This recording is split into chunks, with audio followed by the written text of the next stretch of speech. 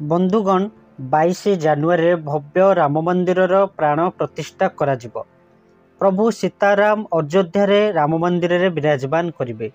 ସାରା ଦେଶରେ ତଥା ଆମ ଭାରତ ବାହାରେ ସମସ୍ତେ ଭଗବାନ ରାମଙ୍କ ପ୍ରାଣ ପ୍ରତିଷ୍ଠାକୁ ନେଇ ବହୁତ ସାରା ଖୁସି ଅଛନ୍ତି।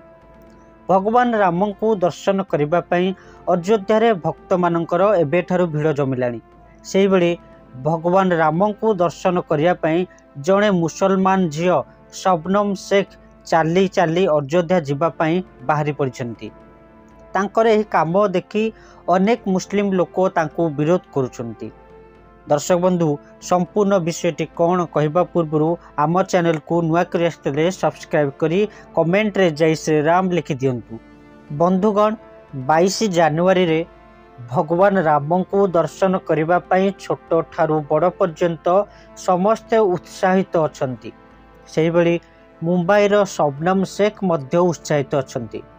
ଶବନମଙ୍କ ହାତରେ ଭଗବା ଝଣ୍ଡା ଅଛି, ଯେଉଁ ଝଣ୍ଡାରେ ପ୍ରଭୁ ହନୁମାନଙ୍କ ଚିତ୍ର ରହିଛି। ପିଠିରେ ଏକ ବ୍ୟାଗ୍ ଅଛି, ଯେଉଁ ବ୍ୟାଗ୍ରେ ଅଯୋଧ୍ୟା ମନ୍ଦିର ବିଷୟରେ ଲେଖା ହୋଇଛି। 20 ବର୍ଷୀୟ ଶବନମ ଶେଖ ଜଣେ ୟୁଟ୍ୟୁବର ଅଟନ୍ତି ଏବଂ ବିକମ୍ ପ୍ରଥମ ବର୍ଷ ଛାତ୍ରୀ ଅଟନ୍ତି।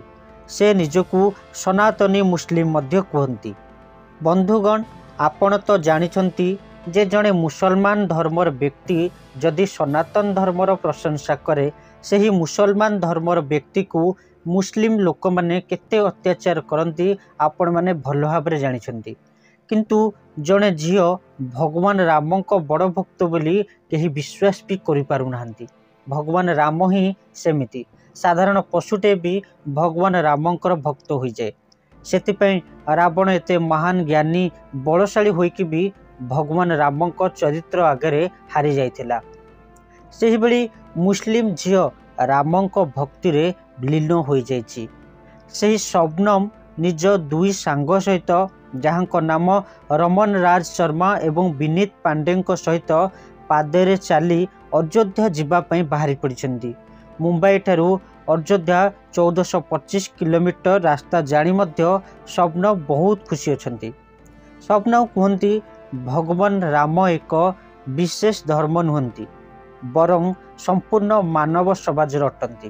ମୁସଲିମ ହୋଇକି ବି ଶବନମ ଭଗବାନ ରାମଙ୍କୁ ବହୁତ ବିଶ୍ୱାସ କରନ୍ତି। ଶବନମ କୁହନ୍ତି, ଶ୍ରୀରାମଙ୍କୁ ପୂଜା କରିବା ପାଇଁ ହିନ୍ଦୁ ହେବା ଜରୁରୀ ନୁହେଁ, ବରଂ ଜଣେ ଭଲ ମଣିଷ ହିଁ ତାଙ୍କର ପୂଜା କରିପାରିବ। ତେଣୁ ମୁଁ ତ ଜଣେ ମାତ୍ର ପ୍ରଭୁ ଶ୍ରୀରାମଙ୍କର ସାଧାରଣ ସେବିକା ଅଟେ। ମୋର ତ ବଡ଼ ଭାଗ୍ୟ ଯେ ପ୍ରଭୁ ଶ୍ରୀରାମଙ୍କୁ ଦର୍ଶନ କରିବାକୁ ଯାଉଛି। ମୋତେ ନେଇ ଯିଏ ଯାହା କହୁ, ମୋର କିଛି ଅସୁବିଧା ହେବ ନାହିଁ। ବନ୍ଧୁଗଣ, ଅନେକ ମୁସଲିମ ଭଗବାନ ରାମଙ୍କ ଭକ୍ତ ଅଟନ୍ତି। କିଏ ହାତରେ ରାମଙ୍କ ଟାଟୁ କରୁଛନ୍ତି ତ ଅନେକ ମୁସଲମାନ ଭାଇ ଭଉଣୀ ନିଜ ଅର୍ଜିତ ଧନ ଭଗବାନ ରାମଙ୍କ ଉଦ୍ଦେଶ୍ୟରେ ଦାନ କରିଦେଇଛନ୍ତି। ଶବନମଙ୍କୁ ମଧ୍ୟ ବହୁତ ଧମକ ଆସୁଛି, କିନ୍ତୁ ସେ ବିନା ଡରରେ ପଦଯାତ୍ରା କରୁଛନ୍ତି।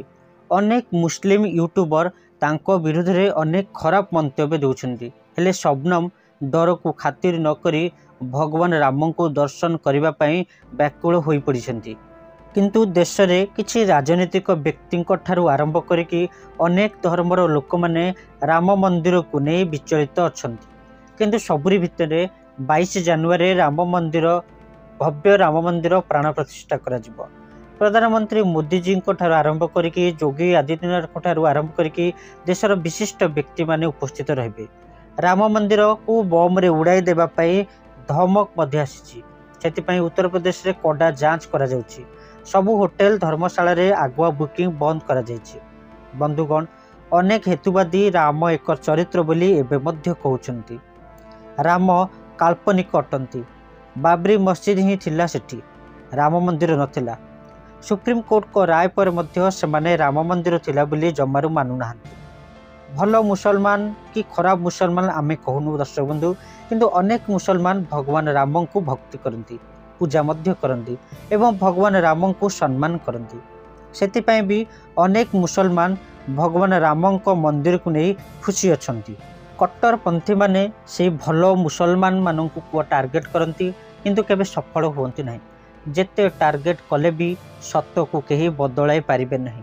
ରାମ ମନ୍ଦିରର ଖନନ ବେଳେ ପ୍ରଥମ ଲୋକ ହିଁ ଯିଏକି ମୁସଲିମ ପ୍ରତ୍ନତତ୍ତ୍ୱବିତ୍ ଥିଲେ, जे से कहितले भगवान रामक मंदिर ही एठी थिला, बाबरी मस्जिद नथिला।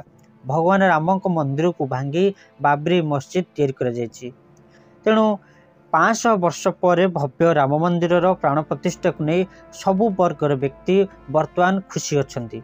खाली भारत नुहे, भारत बाहर विभिन्न देशर लोके राम मंदिर पाई चांदा एकाठी करी दान करथिले। जार जेतिकी सक्षम सेतिकी पछे भगवान राम को अर्पण करिसेंती। किंतु किछि व्यक्ति को राम मंदिर उद्घाटन को नहीं देहरे जाउनी।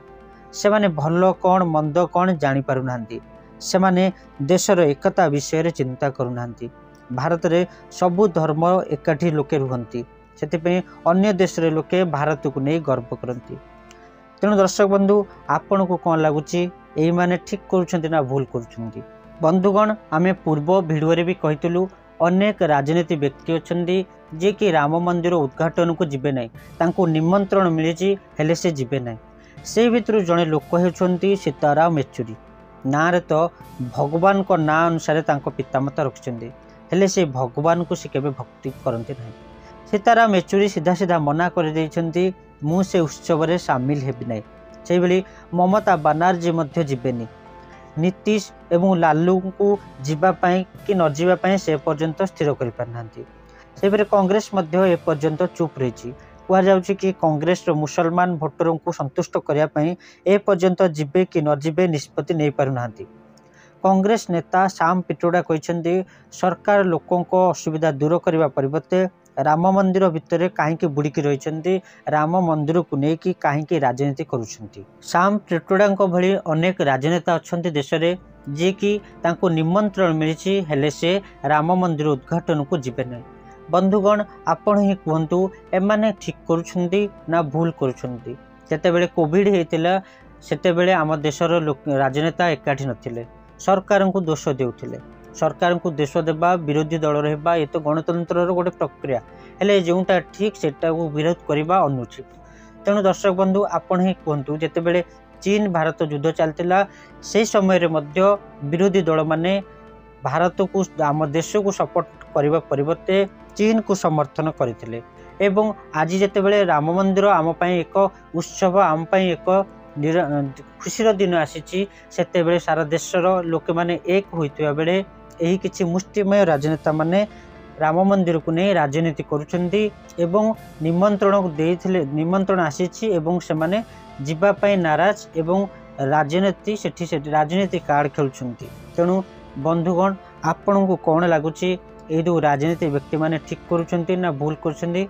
एवं ये जो शबनम शेख भली जड़े मुस्लिम झील जे कि रामंकर बड़ भक्त तांको विरोध करा जाउछि, केते दूर उठी केते दूर भूल आपण मैंने आमको कमेंट रे जणांतु। एवं आम भिडियोटी जदि आपण मानकु पसंद आछि दयाकरी लाइक करंतु एवं आम चैनल को जदि नुआ करी आछिने ताहले दयाकरी सब्सक्राइब करंतु। जय श्री राम।